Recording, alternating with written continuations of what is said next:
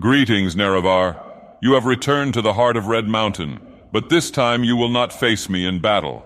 Instead, you will listen to me as I narrate some of the most terrifying tales from across Tamriel and beyond. Tales of horror, madness, and betrayal that will chill your blood and haunt your dreams. These are the stories that I have collected over the centuries, waiting for the day when you would come back to me. Welcome to Dagoth Ur's Creepypasta Corner. Are you ready to hear the truth? Storytelling has been a popular pastime among humans as long as language has existed. Through this telling of stories, folklore of strange creatures, haunted places, cryptids, witches, and other supernatural occurrences have evolved over millennia. Accounts of mysterious and terrifying things within the woodlands of North America have existed since European settlers first set foot upon its shores. Most folklore can be traced back to nothing more than stories, meant to scare the ones unfortunate enough to be listening. Sometimes stories were a way of explaining natural phenomena that scientific knowledge has since come to provide answers for. Some were invented to keep children from misbehaving when they were unsupervised, out of fear that supernatural beings might get them. A few of these stories, however, are said to be based on real events. Multiple eyewitness accounts with similar details, given in unrelated cases, lend credibility to a small number of these tales. We'll never know for certain what marvels were caused by natural forces or something darker. Only those who lived through the horrors will ever know what really happened. The following story takes place in the late 1880s outside a small village in the upper Midwest. As day broke over the hills and brought to life the various livestock inhabiting the small farm outside the tiny village of Ellisburg, Thomas Hollis was already up and tending to his morning chores. He and his wife, Catherine, and their 3 children, Anna, age 15, Benjamin, 13, and Cora, who had just celebrated her 8th birthday, had recently moved onto the property only weeks ago. They had moved from the nearby town of Gales Ford, about 6 miles south of Ellisburg, to pursue a livelihood in farming and to live an overall quieter life. Nestled in a wide valley between the scenic hills and bluffs roughly 2 miles outside of town, the farm sat on the site of a former schoolhouse that had mysteriously burned down 2 years prior. Little was known to the Hollis family about the circumstances surrounding the fire, and the locals were cautious to answer any of Thomas's inquiries into the matter. After it burned down, members of the village had subsequently decided to rebuild the schoolhouse so the children in the surrounding rural area could receive a formal education, but the project was abandoned shortly before construction was completed. Thomas was able to obtain the property at a price so low he couldn't comprehend why anyone from the village would permit an outsider to purchase it before anyone from the community could or would. The building was nearly finished from a structural standpoint, but considerable work needed to be accomplished in order to convert it into a residence. Thomas and the family looked forward to completing the project together. While they worked to finish their new home, the family had organized a temporary makeshift bedroom where they implemented a communal sleeping arrangement and constructed a simple yet functional kitchen. The house had everything they needed to live comfortably until they completed the project. In the months prior to moving in, the previous landowner had allowed Thomas to visit the property and construct the necessary infrastructure to support his farm. During this time, he built a small barn, a wood tool shed, a root cellar, an outhouse, and had fenced in separate areas of the property into pens and corrals for the various creatures that would call this farm home. He'd also set aside a small garden for Catherine, who enjoyed planting flowers and several types of vegetables for the family to eat. She enjoyed spending time in the garden. The Hollises were new to rural life, and what little knowledge they'd had in rearing livestock and farming crops was supplemented by the experience of friendly members of the nearby community. The locals were generally welcoming, hospitable, and eager to assist the new family in settling into their new home. The exception to this rule of hospitality was any time Thomas had inquired about the history of the property or why no one else had come to purchase it before he did. People were quick to change the subject or ignore his questions altogether, with the interactions occasionally bordering on hostility.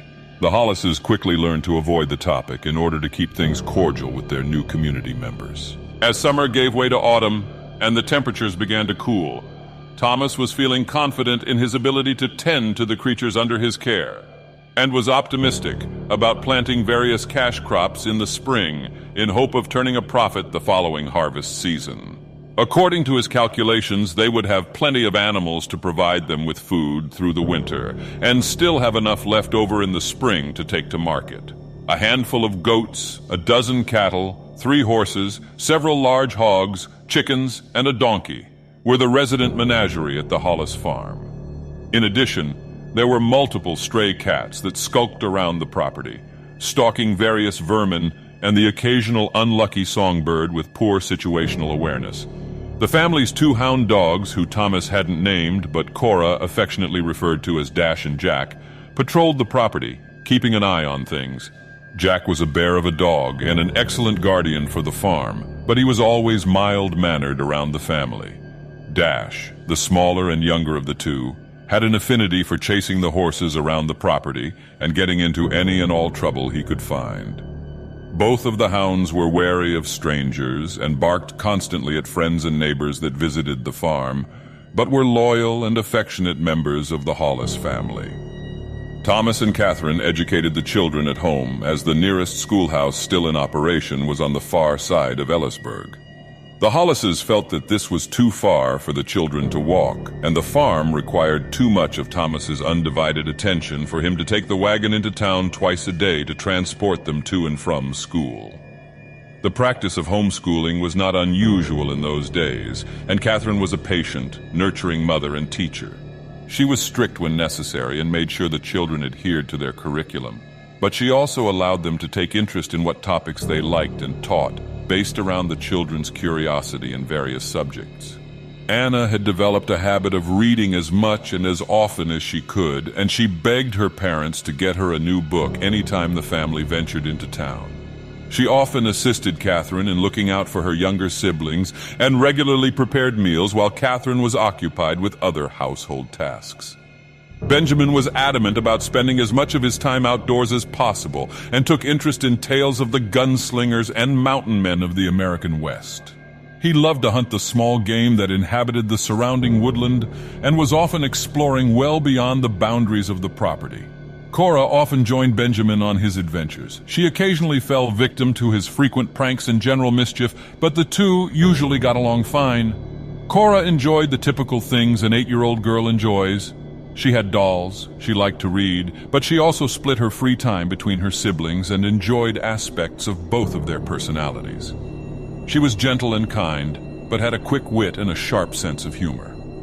On a crisp October afternoon, after the children's daily lessons were finished, Benjamin, as usual, took to the forest with his slingshot, hoping to vanquish as many unsuspecting creatures of the wood as possible, before Catherine rang the bell to call him home for dinner. He set out and made his way along his usual route across the field into the woods and beside the creek. He knew the area well, and as he walked, he keenly honed in on any sign of his quarry. Before long, he heard leaves rustling behind him. The rustling sound soon grew into the unmistakable cadence of a living creature moving through the forest. He stepped behind a tree, listening intently, attempting to identify what sort of animal the sounds were coming from. At first, he was certain it was a squirrel or a cottontail, but quickly recognized it sounded faster and larger than any squirrel or rabbit he had ever encountered. When he realized it was nearly upon him, he felt a chill run down his spine. Afraid, but not willing to let whatever monstrosity this was get the upper hand on him, he stepped out from behind the tree with his slingshot drawn. What he saw caused him to scream and stumble backwards, tripping over a broken tree branch and landing flat on his back. There, running at him full speed, was Cora, laughing maniacally when she saw the look on his face as he tumbled over. When she caught up to him, she yelled, "Boo!" and collapsed to the ground in laughter. Benjamin cursed and stood up quickly, brushing leaves and dirt off of his clothes. He thumped Cora on the head with the handle of his slingshot. "Ow!" she cried. "Why would you do that? I could have shot you," Benjamin exclaimed. Cora quickly brushed off the slight pain on her forehead. "I scared you," she laughed. "That's for always scaring me." "You didn't scare me, I tripped," Benjamin lied. "Come on, let's go." The 2 carried on along Benjamin's traditional hunting trail, though hunting was a fruitless pursuit after the commotion Cora had just caused. They joked and chased each other and sang songs, enjoying their afternoon in the cool autumn air. In their ignorant amusement, they thoughtlessly ventured beyond the boundary of their usual patrol and came to a bend in the creek. Ahead of them, a large tree had fallen across the entire width of the creek, creating a natural bridge. The two excitedly crossed over, eager to explore an area of the forest they hadn't previously visited. Upon reaching the other side of the log and trekking just out of sight of the creek, Cora stopped and began cautiously looking around. Benjamin, assuming Cora was again attempting to retaliate for all the pranks he had pulled on her over the years, ignored her and yelled, "Come on, I'm not falling for that." "Do you hear that?" she asked. "Hear what? Knock it off, let's go," he retorted. "Shh, listen," Cora insisted. Benjamin entertained his sister's mischief and stood quietly, listening to the noises of the forest. He realized after a moment the only sound he could hear was a faint hum or buzz. There were no birds chirping, no leaves rustling in the wind, just the faint humming sound. The two followed the sound around an enormous dead oak tree to the source of the noise. As they rounded the large trunk, they were met with a horrific, putrid odor. They soon saw what the smell and sound were emanating from. Cora screamed, and they both covered their noses with the front of their garments. There, seemingly placed intentionally atop a large, flat rock, was an unidentifiable mass of flesh, bone, and hair. The horror was writhing in thousands of maggots, and a colossal cloud of black flies filled the air. The pile had no recognizable shape, and didn't seem to be the remains of any animal either of them had ever seen. The hair was long and coarse, like a horse's mane, but there didn't seem to be enough mass of flesh and bone present for a horse to be the victim. The flesh and bones seemed to be ripped and broken apart rather than cut. Puzzlingly, there did not appear to be any blood in the pile, on the rock or on the ground. What kind of animal could even do that? Benjamin questioned as he examined the mess. "I don't know. Maybe a bear," Cora replied. "I don't think a bear would just leave this here, and where's all the blood?" Benjamin queried as Cora just shrugged. Benjamin noticed that the rock stood out compared to others in the area. The geological features in this part of the country were mostly sandstone and limestone. This rock was smooth and black with an unusual gloss, and seemed as though it had been deliberately flattened across the top. The two looked at each other, disturbed, yet morbidly fascinated with what they had found. Benjamin attempted to poke the lump with a stick, but disturbed even more flies that began to swarm them. They screamed and ran back to the house as quickly as they could, with Benjamin occasionally slowing down to allow Cora to catch up to him. As they exited the forest and ran across the field, Thomas, who was feeding the hogs at the time, called out to them. "Stop screaming! Come over here! What is the matter with you two?" he asked.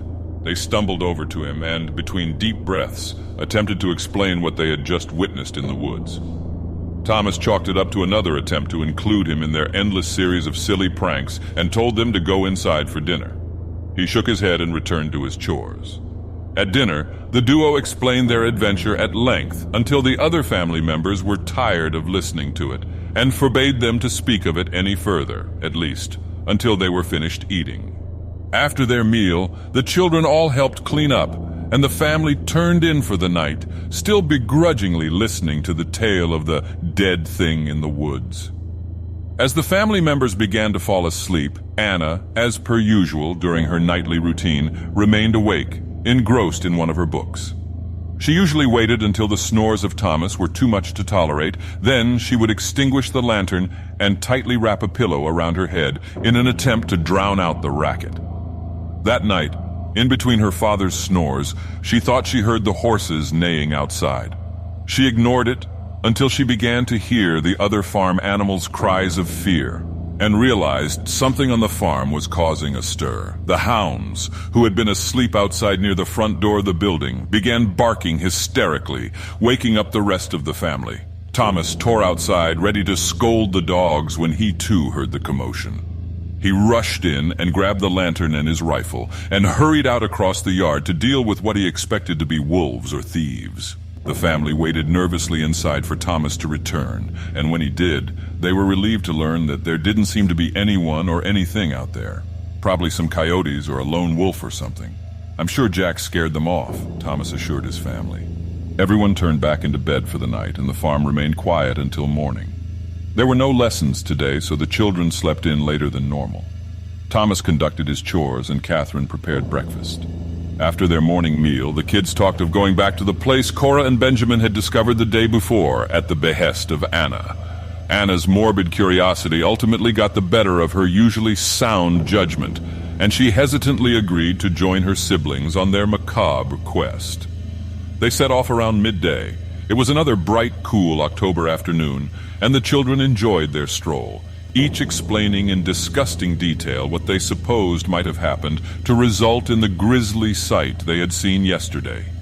After crossing the big log over the creek, they approached what they thought was the site of their appalling discovery.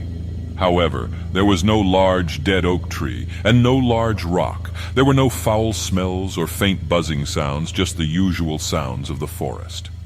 "I knew it," Anna said, disappointed yet somewhat relieved. "This was one of your stupid, pointless jokes."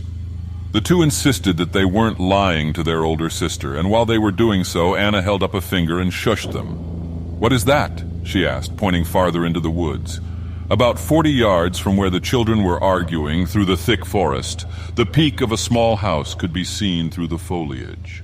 "That was not here yesterday," Benjamin insisted. All three of the children's blood oddly ran cold at the sight of this strange building. They hadn't been aware of anyone living this close to their property, and although only the peak was visible, there was something strange about the architecture of the house.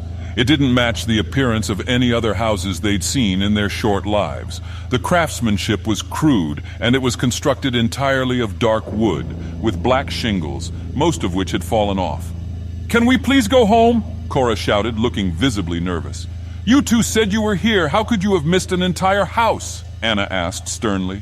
"Anna, please, let's go," Cora continued. "Anna, I swear this is where we were yesterday, but we didn't see that house. I don't know how we could have missed it. Something feels off." "I'm with Cora. Let's go back," Benjamin suggested.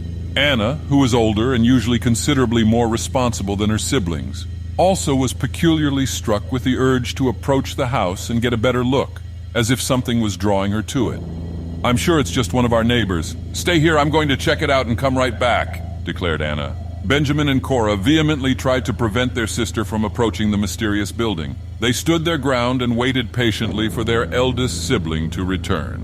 Anna approached the door of the house and noted how old and decrepit the structure was. The windows appeared to have shutters on the inside, all of which were closed, but there was no glass in the panes. She gently pushed on the door, and it opened with ease. As she crept inside, an acrid, acidic smell filled her nose. She gasped and pulled the front of her clothing up over her face just below her eyes. She had never encountered a smell so powerful, and it immediately made her nauseous.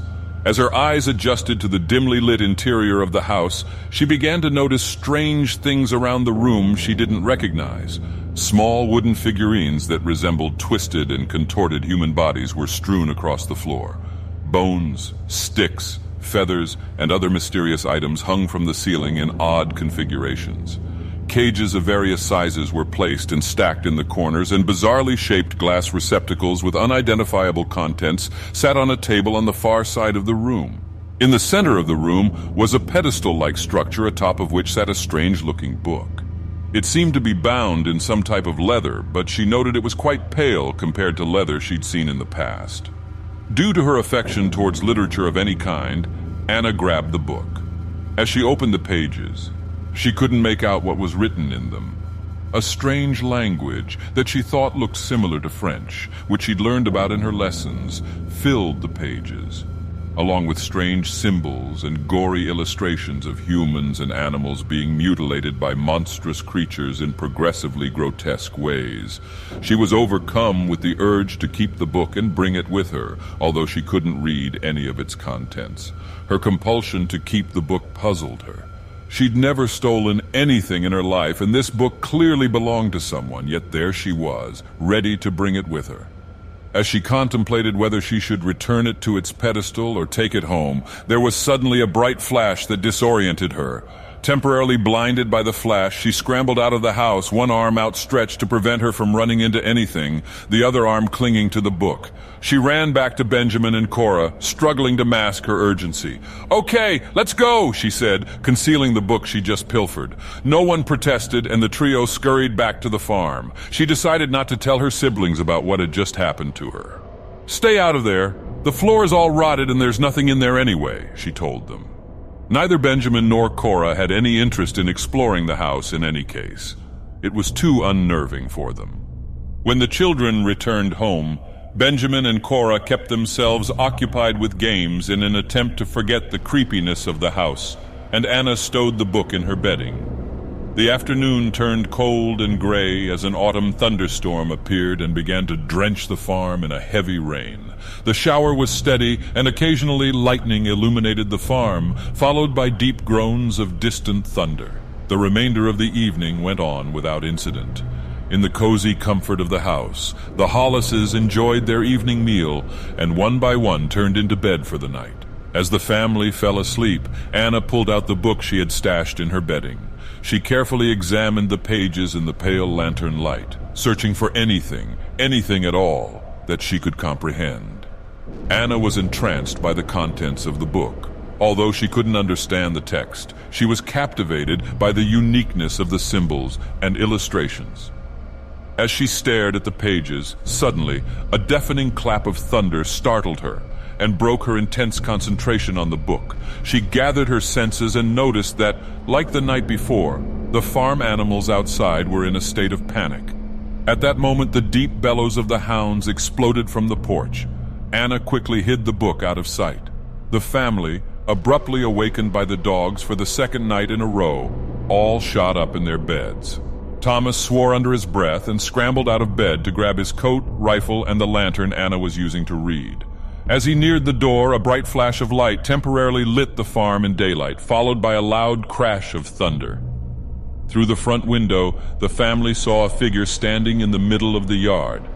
Though it was brief, they could clearly make out the shape of a human standing on their property facing the house. Disoriented by the sudden flash, she felt a sharp pain pierce her skull. Her vision was blurred, and her ears were ringing. She put her hands up and rubbed her temples, wincing at the discomfort. Benjamin asked if she was all right. She insisted she was fine, but she knew something wasn't quite right. Something about that figure had made her shudder in fear a moment before her symptoms began. It wasn't quite human, she thought, but wasn't entirely sure why. The disorientation was short-lived, but Anna still felt strange. Apparently, she was the only one who'd noticed something peculiar about the stranger. Thomas flung the door open and made out into the yard, ready to deal with this visitor by any means necessary. He hurried out to where the figure had stood and held the lantern up, revealing that whoever had been there was clearly gone now. "If I catch you out here again, I'll shoot," he shouted into the blackness of the night. He scoured the area for tracks, but there were none. Odd, he thought, but the rainfall was quite heavy, and he decided it was possible for them to disappear so quickly. Suddenly the hounds erupted again and tore off across the field and into the woods, apparently in pursuit of the trespasser. The barking receded farther and farther into the forest until Thomas could no longer hear it over the sound of rainfall. He was impressed with how far the stranger had made it without the dogs catching up, but he figured they'd reach them eventually. Satisfied with the warning he had shouted, in addition to Dash and Jack's pursuit, he returned to the house to inform the family that the problem had been dealt with. "Who was that?" Catherine asked. "No idea," Thomas explained. "They were long gone by the time I got out there. Don't worry, though. I'm sure the dogs will deal with them and we won't see them around here anymore." "It's cold and rainy out there. What if something happens to them?" Cora cried. "They'll be fine. They're used to being outside, Cora. They're tough," Thomas assured her.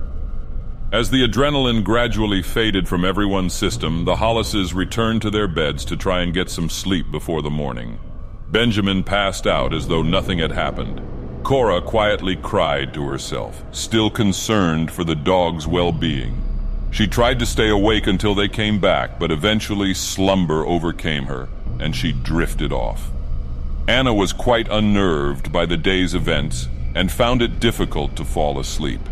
She tossed and turned most of the night. Morning broke and it remained cold and gray. Dense fog hung around the property, amplifying the gloominess. Cora awoke and scrambled out to the porch to ensure her beloved hounds had returned. She was saddened to discover there was no sign of them. Her eyes welled, but she kept her dismay to herself, attempting to wipe away the tears before anyone noticed. Thomas, however, had taken notice of his youngest daughter's disappointment and put his hand on her shoulder. "They'll be back. Don't worry," he assured her, partially trying to convince himself. They had never stayed away from the farm this long. He headed out to commence his daily duties, and Cora watched him from the window to keep herself occupied. He threw grain to the chickens, fed the goats, and made sure all of the gates were secured after last night's intruder. He walked to the barn to retrieve hay for the horses, cattle, and donkey, and disappeared from sight. Cora traced shapes with her finger where her breath had condensed on the cold glass of the window. A moment later, she saw Thomas stumble backwards out of the barn, nearly slipping and falling in the mud. Cora leaned forward against the glass, startled by her father's behavior. He gained his balance and stood there for a moment, staring wide-eyed into the barn before quickly returning to the house. His loud and hasty entrance startled Catherine and the children. "What is it?" Catherine exclaimed. I'm not sure what happened. Benjamin, I need your help. Put your boots and your coat on and come with me," Thomas said sternly. "Well, is everything all right?" Catherine asked, visibly concerned. "Yes, come on, Benjamin," he replied. Benjamin quickly got dressed and headed out to the barn with his father with a nervous feeling in his gut. "What's going on?" he asked. "I found the dogs, Benjamin. They're in the barn, but they're dead. Something tore them apart. I have no idea what could have done that, but we need to clean it up before the girls come out," Thomas declared. Benjamin thought back to the figure they'd seen in that flash of light the night before. In that brief moment, he'd clearly made out the shape of a person, but they seemed too small and slender to take on Jack, let alone both hounds. As they entered the barn, Benjamin froze in his tracks, and his blood turned to ice. His affection towards the dogs hadn't been quite as strong as Cora's, but the scene before him made his stomach turn and his eyes well up. He choked down his tears, concealing his emotions from his father. He stood with his mouth wide open. Laid out on the barn floor were Dash and Jack. Hardly even recognizable as dogs, their skin had been completely removed and their legs were broken in multiple places, mangled and twisted like fleshy tree branches. Their heads were turned completely around and facing the wrong direction, and their eyes were missing. Entrails covered the floor, and there was blood everywhere. He couldn't make sense of what he was seeing. He'd spent enough time in the woods to be acquainted with the relationship between predator and prey, but never had he come across anything this violent. "Pa, I've never seen anything like this," he muttered. "I haven't either, son. I know this is hard, but I need your help here. I need you to man up and help me clean this mess so your little sister doesn't have to see it," Thomas said with a somewhat reassuring tone. Benjamin snapped out of it and helped his father. They used hay to soak up as much of the blood as they could, and placed the mangled corpses and guts into empty burlap feed sacks to dispose of in the forest. When they were finally satisfied with their work, they stood for a moment, processing what they'd just seen and done. After catching their breath, they regrouped and departed the barn to finish the job. They used a wheelbarrow to haul the bags of carnage outside, trying their best to conceal what they could from the onlookers through the front window, especially Cora. They wheeled the mess across the field and beyond the tree line to a spot they both felt was far enough to keep Cora from stumbling upon it. "What are we going to tell the girls?" Benjamin asked his father. "I'll figure that out. Thank you for the help, son. I guess for now we will just have to tell Cora that the dogs won't be back and that we will get her new dogs in the spring." "I'll tell Anna and your mother the truth," Thomas replied. They left the woods and returned to the farm. As they crossed the field back into the yard and neared the hog's pen, Thomas stopped abruptly. Benjamin stopped as well, wondering what suddenly overcame his father. Before he could ask what was wrong, he was hit with a horrific stench. The hog pen normally emitted a foul smell anyway, but this was different, and Benjamin recognized immediately what it was. It smelled exactly like what he and Cora had discovered in the wood days ago. "What the hell is that smell?" Thomas croaked. "It smells like rotting meat, but worse." As he said this, he and Benjamin simultaneously noticed that the hogs were enamored by something in their pen and had gathered around it, apparently in a feeding frenzy. "No way," Benjamin thought as he peered between the hogs' large bodies and saw what they were feasting on. Thomas gasped when he noticed two and yelled out, "What the hell is that?" The hogs were gorging themselves on a pile of flesh, bones, and long black hair, exactly like the one his children had described 2 days ago. Black flies filled the air around the pen. This pile is much smaller. The hogs must have eaten most of it, Benjamin thought to himself. The sounds coming from the pen sickened him. In addition to the smell, the grunting and squealing of the frenzied hogs combined with the cracking of bones and squelching of rotting flesh was too much. He turned away in an attempt to keep from vomiting. The scene before them shocked and disturbed Thomas. First the dead dogs, now this. What the hell is going on? He wondered. At this point, he knew something strange was happening, and for the first time since moving to the farm, he became concerned for his family's safety. Now faced with the second cleanup project of the day, he decided to send Benjamin inside and deal with this on his own. He didn't want the hogs consuming any more of the putrid mess and shooed them away with his shovel. He scooped the remainder of the pile into the wheelbarrow and got a close-up of what it was composed of. He immediately took note of the hair. It was long, black, and coarse. He couldn't make out what kind of animal it belonged to and thought, it almost looks human, but that can't be. The state of decay puzzled him too. The mess obviously hadn't been there long, or the pigs would have consumed it in its entirety. So how was it so rancid if it had appeared so recently? Someone is trying to scare us off, he thought.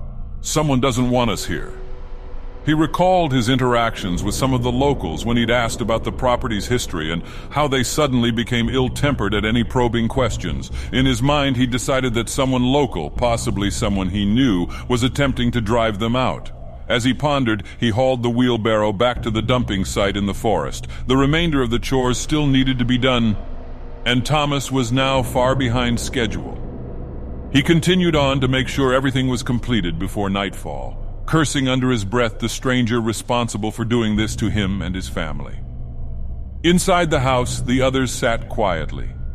Benjamin hadn't given details regarding what he'd just helped his father do, but the girls sensed that he'd undergone something traumatic and didn't pry for information. He did break the news to Cora that the dogs would not be returning. He told her they'd probably run off and that Thomas said they could get puppies in the spring to replace them. This brought Cora little comfort, and she fought to hold back tears. It was midday now, and Catherine decided a hot meal might improve morale around the farm. She sent Benjamin out to fetch one of the chickens so Anna could prepare it for lunch. Catherine ventured outside separately to choose one of the few remaining squashes in her garden for the family to enjoy as well.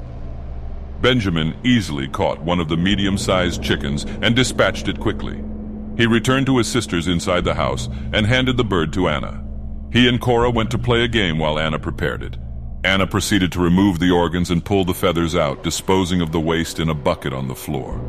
To keep themselves occupied, Cora decided that she and Benjamin would play jacks, and they sat on the floor, facing each other. Benjamin was disinterested and was letting Cora win when he noticed strange sounds coming from where Anna was standing. He could see Anna still at work preparing the chicken, but she wasn't tossing anything into the bucket. With an uneasy feeling in his stomach, he walked over to her and asked, "Hey, you almost done with that?" She didn't respond. "Hey, Anna," he said as he tapped her on the shoulder. As he stepped from behind her and observed what she was doing, he gasped in horror. Anna's eyes were rolled back with only the white part visible. She was frantically grabbing handfuls of feathers, innards, skin, and torn pieces of meat, and stuffing them into her mouth. In between mouthfuls, she was muttering something Benjamin couldn't understand. Blood covered her hands and face. "Anna, stop!" Benjamin screamed as he shook her. Her eyes flung back to their natural position and began to scream in one long, continuous breath, louder than Benjamin had ever heard anyone scream. "Anna, please stop!" Benjamin begged. She snapped out of it and began to cry. "What happened?" she whimpered. "I don't know. I came over and your eyes were rolled back and you were eating the chicken. All of it, raw, guts and feathers and everything," Benjamin explained. By this time, Cora was standing behind them, terrified and bawling. I'm sorry. I don't know what happened. The last thing I remember, I was pulling feathers out, and then nothing until you shook me." "Cora, I'm sorry, come here," Anna remarked. Benjamin handed her a towel to wipe the blood from her hands and face as Cora embraced her. "What the hell is going on? This has to have something to do with that pile of meat and that creepy house we found." Benjamin declared. Before either of his sisters could answer, another blood-curdling scream erupted from outside. Catherine had been in the garden choosing a squash. Thomas had seen her walk out to the garden, and as she searched, he'd gone back to his chores. He had been working exceptionally hard to make up for the delays during the morning, but thought to himself he needed a short break, and that he'd accompany his wife in the garden for a few moments before returning to work. He turned towards the garden, and as he walked, he saw that Catherine was standing with her back arched forward, facing away from him with her arms down, but slightly away from her sides. "Catherine," he called out. She didn't answer him. "Catherine, what are you doing? Catherine? Catherine!" At this point, he was right behind her, and as he rounded where she was standing, he understood why Catherine wasn't responding. Her fingers were twitching rapidly, and her eyes were rolled back. Her mouth was wide open, and a breathy, gurgling sound sporadically left her throat, like she was straining as hard as she could to move, but was unable. Thomas shook her shoulders and screamed, "Catherine!" Her body relaxed and her eyes returned to their usual position, and she screamed.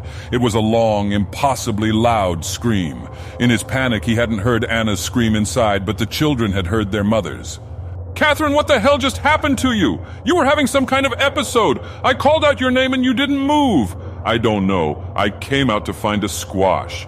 And then the next thing I remember is you shaking me. I'm sure I'm fine. It was probably nothing. If it happens again, we can see the doctor in town," she calmly assured him. It was like her to pretend that her health was of no concern, and that it was never something serious. "I don't think you understand what I'm saying. It was like something had a hold of you, like you were trying to fight back," Thomas argued. As he tried to rationalize what had just happened, the children ran outside to see what was happening. "Everyone inside now," Thomas shouted. The children had decided not to tell their parents about Anna's episode, and vice versa. Neither party was fully aware of what the other had experienced. Everyone was shaken up from the day's events. "Everything is fine," he said sternly, clearly distressed. "I need to go finish these chores. Everyone stays in the house until I'm finished, and we can eat dinner and go to bed and forget all about today. Things will be back to normal tomorrow." No one had an appetite after that. The hot meal Catherine had planned as an afternoon treat would have to wait until the evening. A few moments passed and everyone regained their composure. The children sat down and Catherine headed into the kitchen area. "Anna, what happened to this chicken?" Catherine asked. Benjamin shot Anna a concerned look and slightly shook his head. I heard you scream and it startled me, so I made a bit of a mess. I'm sorry, Mother." Anna lied. "All right, well, I'll finish up and put everything on until dinner. You three keep yourselves busy until your father returns," Catherine instructed. The children did as they were instructed, and Benjamin and Cora returned to their game of jacks. Anna decided she would read to keep her mind off things. She left the strange leather-bound book where it was stashed, and instead chose one of her classics. She had trouble concentrating and drifted off in thought. "All of this started when they found that thing in the woods, and things got worse when I took that book," she thought to herself. She recalled how the book had a strange effect on her when she first laid eyes on it, like it was drawing her in, tempting her to steal it. Then, when she gazed into the pages, it had a hypnotic effect on her, placing her in a trance-like state until something had broken her concentration. First, it was the flash in the house, then the lightning and thunder that had snapped her out of it. "I'm just being paranoid. It's all of these strange things happening at once, and I'm just looking for something to blame it on. That book was just left there in an abandoned house. It had no owner anymore, and I took it," she decided. Several hours passed, and Thomas returned from his chores. The family ate their dinner, and as they finished, Thomas explained that things would be back to normal tomorrow. "It was just a bad day. Some days are like that," he said. "Sometimes things all go wrong at once." He knew that this was different, but he needed to keep his family from worrying. They all got into their beds that night, expecting at any moment to hear a commotion on the farm again like the 2 previous nights. There was a slight breeze, and occasionally the goats would bleat, but there was nothing unusual happening outside. Slowly, the family fell asleep, and the night remained quiet. Nothing came to disturb them, and they slept soundly until morning. Everyone woke the next day with a more positive demeanor. Maybe their troubles were over. Maybe those few days of strange events were merely a coincidence, and things would remain normal from now on. Everyone got up and prepared themselves for the day. The children had lessons today, and Thomas, as usual, headed out to commence his duties around the farm. Catherine started the children on their schooling, and the atmosphere in the house felt calmer. As she read a chapter from a textbook, the front door burst open and Thomas stomped inside. "They're all dead," he stated. "Thomas, who is dead?" Catherine replied, dropping the textbook with a loud thud as she shot up from her chair. "All the animals, every single one of them, they are all dead," Thomas declared. "How could they all be dead? I need the sheriff. I need to go to town. Stay here. I'll be back this afternoon." The sheriff's office was in the main square in Ellisburg, approximately 2 miles from the farm. He grabbed his rifle and set off walking since he no longer had horses to pull the wagon. The family watched him depart through the front window. As he crossed the field towards the nearest road on the far side of the property, they all examined the carcasses of the farm animals outside. They could see several of the cattle and goats and one of the horses all lying on their sides, motionless. As Benjamin studied the scene, trying to determine who or what could have accomplished such a feat in one night without making any sound, he noticed that the bellies of the deceased animals were abnormally swollen. He was aware that animal carcasses bloat as they decay, but the size of the animals' bellies seemed far too large for having perished so recently. Even in summer, it took an entire day or two to bloat to even near this size, and this was October. It was cold, and they had only died last night. It was something he'd inform his father of when he returned, he thought. Until then, no one had any interest in venturing outside to get a closer look. Thomas reached the edge of town and turned down the main street towards the sheriff's office. He'd met the sheriff once before when he'd ventured into town for errands, but didn't quite know what to expect from him when he explained his situation. As he climbed the steps in front of the office door, he paused for a moment, contemplating what exactly he would tell the sheriff.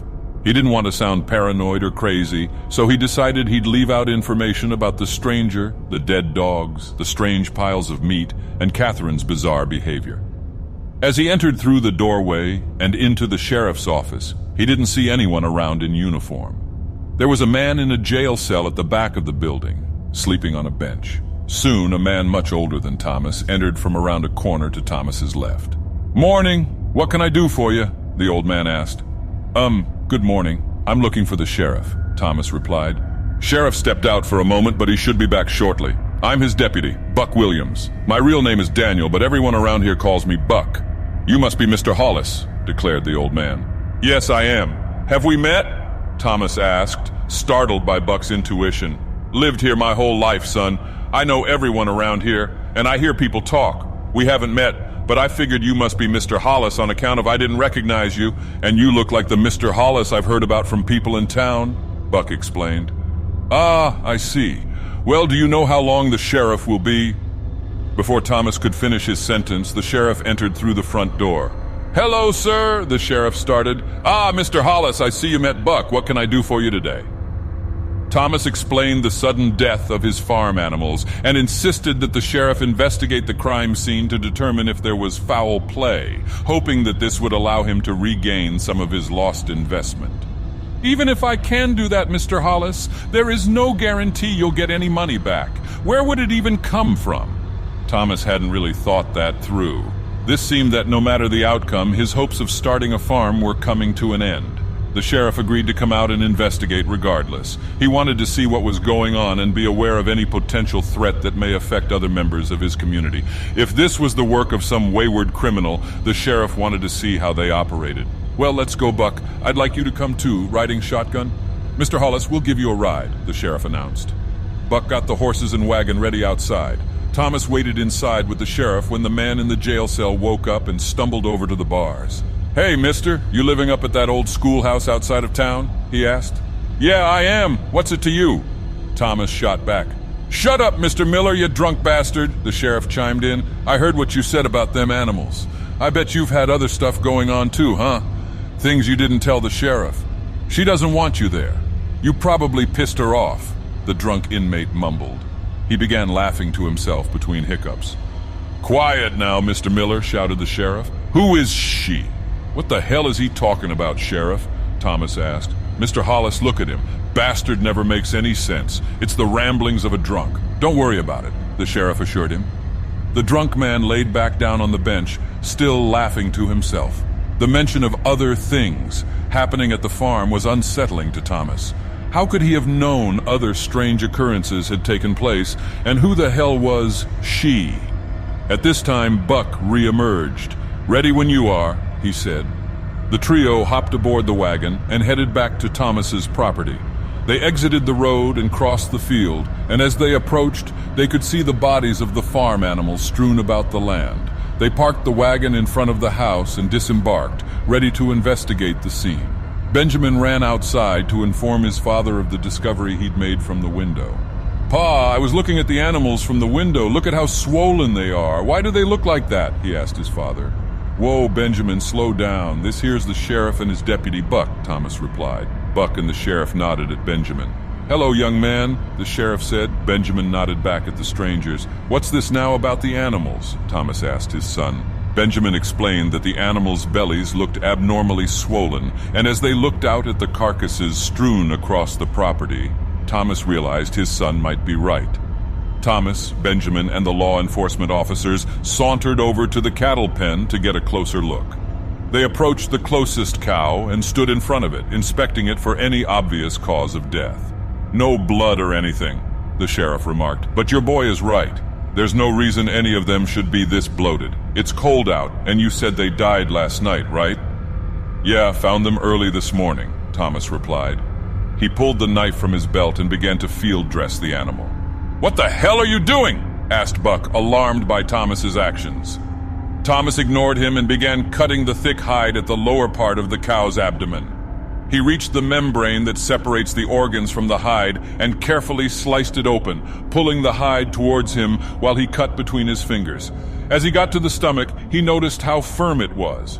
Normally, the gastrointestinal system of a deceased animal fills with gas post-mortem, and it becomes soft to the touch, almost like a balloon. This was hard, as if it was completely stuffed with unknown contents. He took a deep breath, gathering his composure before he cut into the stomach, knowing whatever he discovered was not going to be pleasant. He stuck his blade into the lining and made an incision about 6 inches long. No gas escaped from the stomach. Instead, wet, sticky clumps of long black hair began oozing from the opening. Thomas fell back in horror. Buck and the sheriff each took several steps back, but Benjamin remained where he was, shocked at what he was seeing. It was the same type of hair he'd seen in the meat piles. "What the hell is that?" the sheriff shouted. "Is that hair?" "Yes, it is," Benjamin answered. "Mr. Hollis, what on earth do you have going on here?" exclaimed the sheriff. "Sheriff, I have no idea. I don't know. I don't know what is going on," Thomas replied. At this point, Thomas, shocked and confused as he'd been several times before in the last several days, decided to fully disclose all the strange events that had been happening to the sheriff. He described the events in chronological order, starting with Benjamin and Cora discovering the strange pile of meat. Then the trespasser and the dogs chasing them off, followed by finding the dogs torn to shreds in the barn, and so on. Buck and the sheriff listened patiently as Thomas desperately explained his predicament. When he described Catherine's behavior, Benjamin got goosebumps and decided he would explain what had happened to Anna as well. This was news to Thomas, but he didn't scold Benjamin from concealing this information. It didn't matter now. "Sheriff, what the hell is going here? Why did I get this place so cheap? Why didn't anyone buy it before I did? How did the schoolhouse burn down? And does that have anything to do with what's happening now?" Thomas pleaded with the sheriff. The sheriff exchanged a long, concerned look with Buck and let out a deep sigh. "Mr. Hollis, I'll be honest with you. There have been strange things happening here since before you moved in." "I'll let Buck explain. He knows the story better than I do," the sheriff conceded. "Go ahead, Buck." Sure thing. You hear rumors all the time about the history of a place, and from what I've gathered here, these are all rumors too, but obviously there's some truth to it, or we wouldn't be standing here looking at a field full of dead live stock. We don't know her name for sure. Some call her Marie. She and her husband came over from France sometime in the 1700s to join in the fur trade in the town of Trepanier, about 20 miles southwest of here, down on the river. They built a house and started a family. I guess she had a kid when they moved here. Long story short, not long after they'd settled in, her husband got into it with one of the Indian tribes. He got into some kind of altercation and ended up killing a young man. The natives didn't take kindly to that, as you can imagine, and they came after them. The family fled and ended up here. I suppose somewhere right around here where we're standing. The natives caught up to them and killed her husband and child, scalping them right in front of her. For some reason, they let her live. She sat here for days crying and mourning her loss before she finally lost her mind. The story goes she turned to the occult to get her revenge on the ones responsible for her family's death. The details get fuzzy here, but in a nutshell, she'd gotten her hands onto some kind of book, something she could use to live an abnormally long life and inflict those she disliked with all kinds of horrible, unnatural afflictions. Some say the book was bound in human skin. This is some kind of joke, right? Thomas asked. You fellas are telling me a witch is responsible for this? A French witch?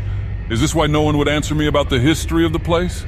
Buck replied, I wish I could tell you this was a joke, Mr. Hollis, but look around.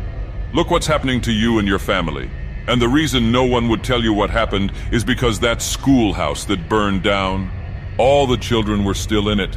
Killed every last one of them. Folks are either too distraught from losing someone in that fire or too ashamed to tell a stranger that something that tragic happened in their little town. It's a damn shame. But now you know. You're all caught up now. I didn't believe any of those stories either until that fire. Several of the kids had reported sightings of a strange woman in the weeks leading up to it. No one took it seriously, and now you know the rest. It's awful, Mr. Hollis. Really awful. We thought at that point she'd had her revenge and this would all be over. Guess we were wrong. The sheriff had stared at the ground during Buck's long explanation, but now looked Thomas in the eye. Well, what the hell do I do now? Thomas asked, completely stunned by what he just heard. The sheriff finally looked up and addressed Thomas. Well, Mr. Hollis, at this point, what do you think you should do? All your livestock are dead. And after what happened to the kids in the schoolhouse, it's safe to assume this isn't going to end here. I don't know where you should go, but if you've got family in any of the towns nearby, if I were you, I'd pack up and leave tomorrow morning and cut my losses. I understand the investment you've made here, but it's not worth the lives of you and your family. I'm not sure what more I can do here. I'll leave one of these horses here so you can at least pull your wagon with you if and when you decide to leave. I'm sorry it came to this, Mr. Hollis. I truly am. With that, he and Buck climbed back onto the wagon and departed the farm, leaving Thomas and Benjamin standing in the yard completely dumbfounded. Thomas couldn't even wrap his mind around what had just happened. He knew something strange was going on, but he'd thought it was someone from the local area trying to scare him off for some reason. Not some foreign witch out for revenge. His whole world was rocked by the sudden and drastic implications caused by losing his entire livelihood. All right then, we'll pack up and head back to Gales Ford tomorrow. We'll stay with your grandparents, Thomas told Benjamin. He turned and walked into the house. Wait, Pa, but what? Benjamin trailed off as his father ignored him and entered the house. He was just as shocked and confused as his father. The drastic turn of events was too much for him to make sense of. He paused for a moment and then followed his father into the house. Thomas explained to the girls that they were leaving the next day and they would not be returning. They were confused and upset, but after seeing all the dead livestock, no one argued. They understood there was nothing here for them anymore. They spent the rest of the day packing their belongings and loading the wagon. In the late afternoon, Anna finally questioned Benjamin about what was going on. Something about some lady that came from France and Indians killed her husband and child.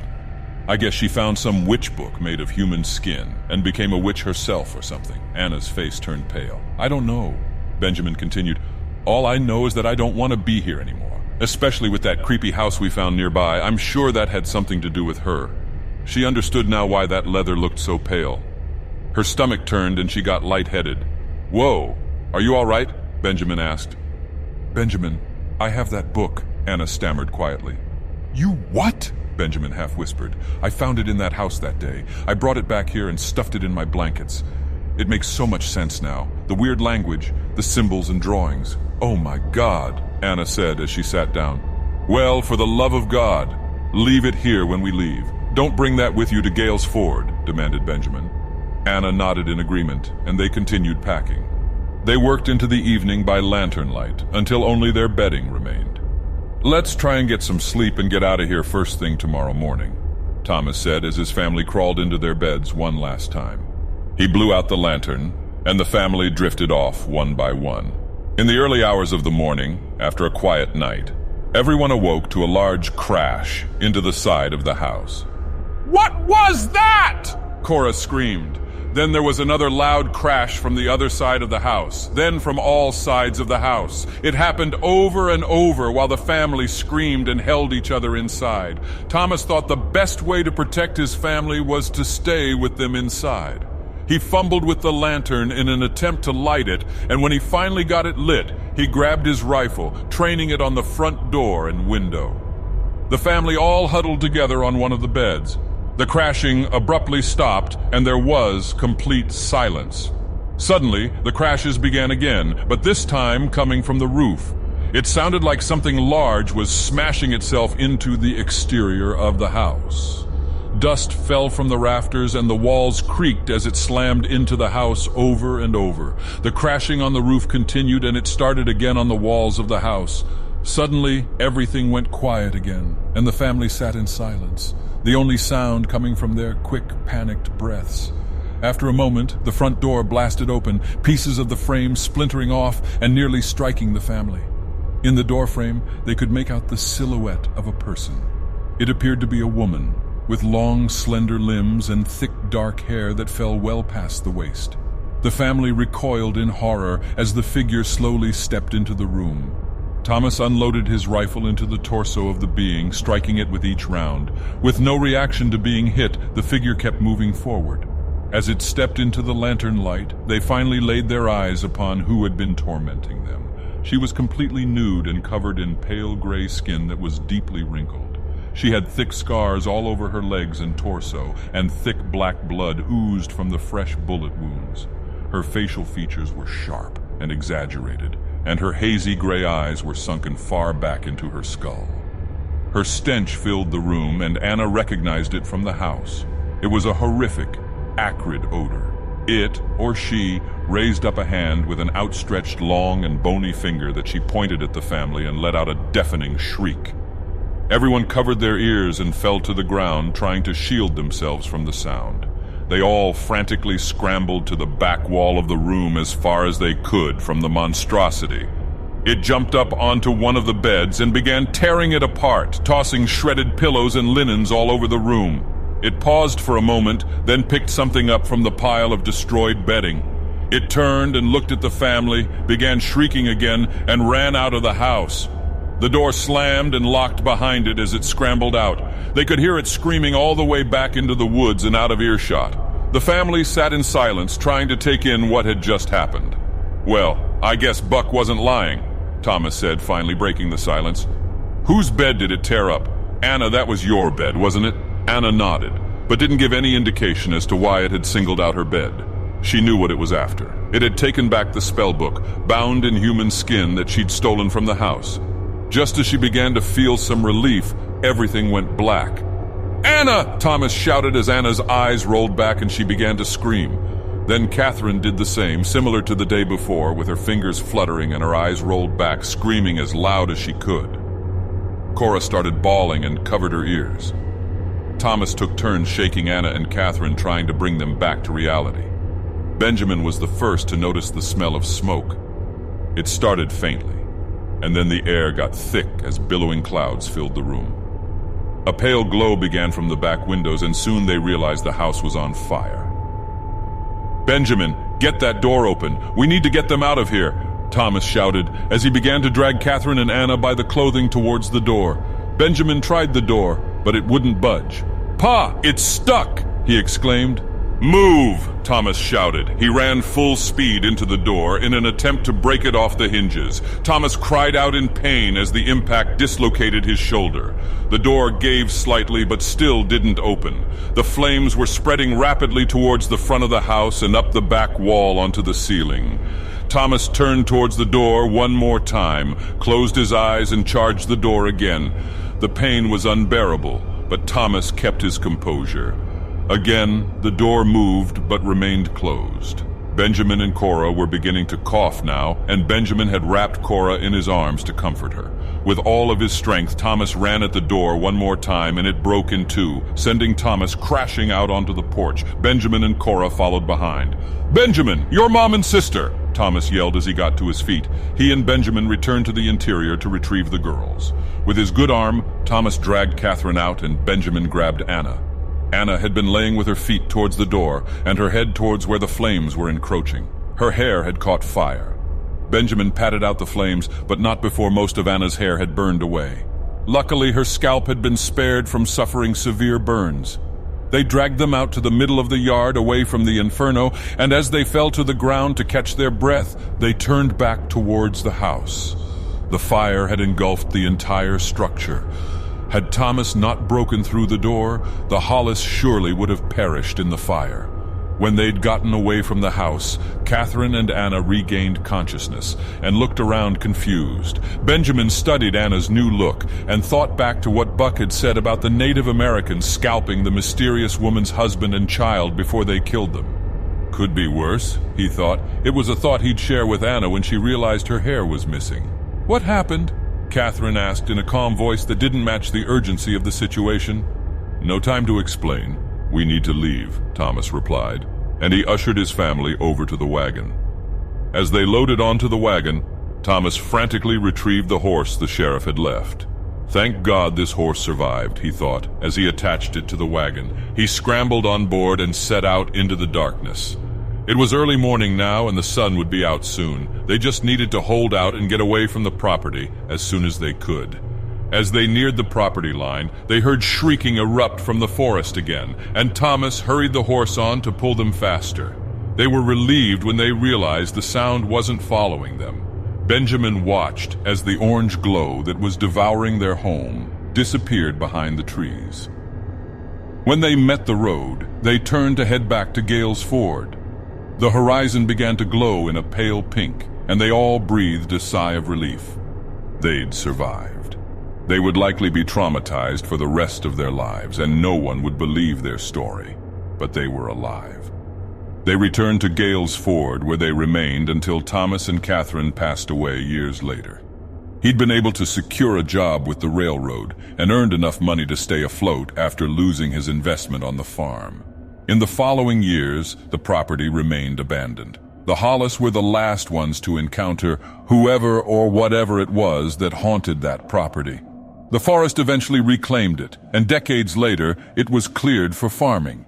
No permanent dwelling existed there again, so there's no telling if the witch still lurks in the forest, waiting to torment those who spend too much time there.